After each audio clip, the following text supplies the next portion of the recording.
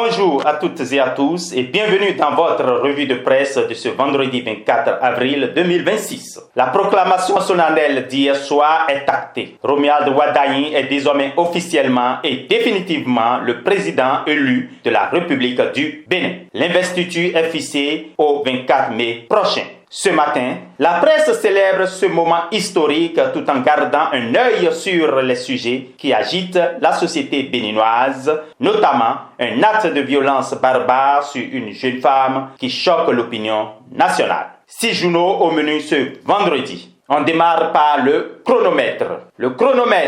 Le quotidien de Porte-Novo choisit un angle institutionnel fort pour sa une. En page 8, il titre « Joseph Djogbenou trace des perspectives ambitieuses pour la 10e législature suite à l'adoption de son premier rapport d'activité au Parlement. Une feuille de route ambitieuse pour une nouvelle Assemblée nationale. » En page 9, le journal rend compte d'une initiative de terrain importante dans le département du Plateau. Le DEDAMP, Yemalin Émile Dossa, au cœur des réalités éducatives à Kétou. Une immersion dans le quotidien du suivi pédagogique des écoles de la région. En page 6, une belle nouvelle culturelle. Le Festival des Arts et Talents couronne ses champions à couvert dans la localité d'Apromissérité. Paris gagné pour Franck-Gilles Fadoran et le groupe La Gaîté. Un moment de fierté culturelle à saluer. Enfin, les anciens élèves de l'EPP Amoussa Kandévié B relancent leurs associations entre exigences légales et ambition sociale. Un beau geste de solidarité et de mémoire scolaire.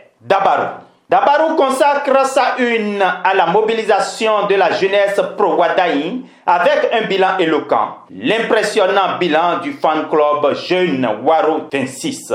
Au programme, caravane et concert de l'investiture, conférence débat avec Léandre Ombedji, tournée dans toutes les communes du Septentrion et géante caravane à Parakou. Un engagement citoyen et festif qui prépare activement le 24 mai. En manchette, Nicéphore Soglo félicite Wadayin suite au résultat définitif de la présidentielle. Lire en page 5. En page 3, une alerte importante. À la suite de la diffusion d'une vidéo de violence sur les réseaux sociaux, l'INF annonce des poursuites judiciaires contre les auteurs. Tolérance zéro. Sur le plan du développement local à Copargo, la CAD et la mairie dynamisent ensemble les potentialités territoriales pour booster l'économie locale. MSF présente ses réalisations de 2025 dans l'Atakora lors d'un café de presse. Et la Flash Up et la fondation Peace Nessus œuvrent pour la cohésion sociale au sein de la communauté universitaire. L'événement du jour. L'événement du jour ouvre sur les résultats définitifs avec une réaction politique notable en page 3. Patrice Nobime à Gaudrinfort félicite Romuald Wadayin et annonce une aide d'accélération de la transformation du Bénin sous sa présidence. Un signal d'unité et d'espoir. En page 4, la deuxième session du conseil communal de Sémépodji. Le maire Thomas Singbo fixe le cap des priorités pour sa commune. En page 5, l'ancien président Nicéphore Soglo appelle à concrétiser les engagements du nouveau pouvoir. Un appel à la responsabilité adressé au duo Wadayin Talata. En page 8, excellente nouvelle pour le Parlement. Le premier rapport d'activité du président Djogbenou a été adopté à l'unanimité par les députés. Un démarrage en fanfare pour la 10e législature. Puis en manchette, une information grave. Des violences extrêmes ont été infligées à une femme à Ekpé. L'Institut national de la femme condamne fermement et saisit la justice. Le Grand Mono choisit la formule la plus directe de la presse ce matin. Wadayin proclamé vainqueur. Lire en page 3. Simple, clair et historique. En manchette, avec émotion, Tonton J s'en est allé. Deuil national. Lire en page 9 pour la disparition d'Alexis Aladji, icône du théâtre béninois. Le journal titre en page 4.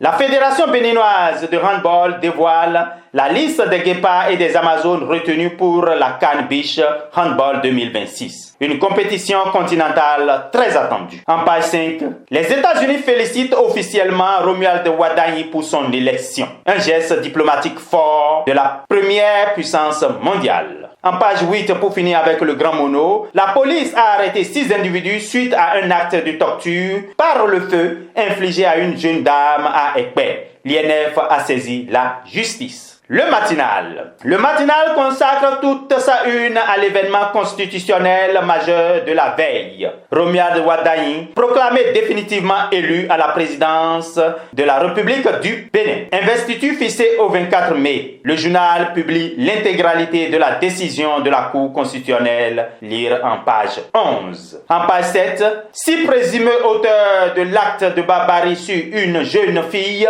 à Semekpodi ont été mis aux arrêts. Le journal exprime son indignation face à cet acte inqualifiable. En page 5, Benny Biz lance sa dernière cohorte à Kandi et ravive l'espoir dans l'Alibori, un programme d'appui à l'entrepreneuriat des jeunes dans le nord Bénin. En page 3, le modèle béninois d'accès à l'eau potable, la force d'une vision et l'efficacité d'un modèle. Le matinal titre en page 2, Luciano Mponu de l'APDP porte la voix du Bénin au Privacy Symposium de Venise. Une présence internationale remarquée sur les enjeux de la protection des données personnelles. L'Observateur du Bénin pour finir.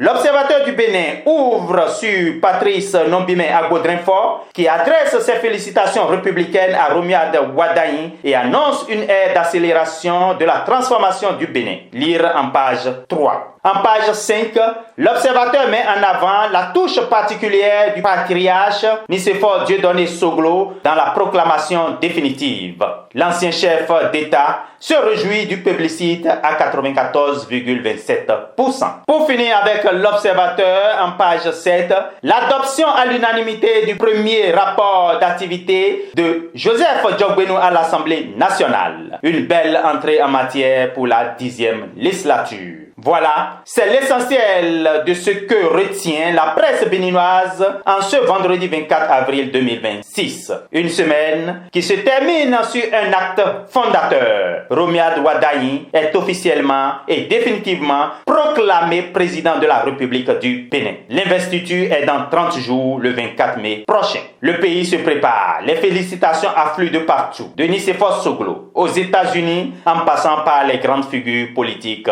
nationales. Cette semaine fut aussi marquée par 2 drames. L'affaire de torture barbare sur une jeune femme à Ekpe qui choque l'opinion et mobilise la justice et le deuil culturel avec la disparition de Tonton J, légende du théâtre béninois. Bon week-end à toutes et à tous. Restez connectés et à lundi pour une nouvelle semaine d'information sur Digital Channel TV.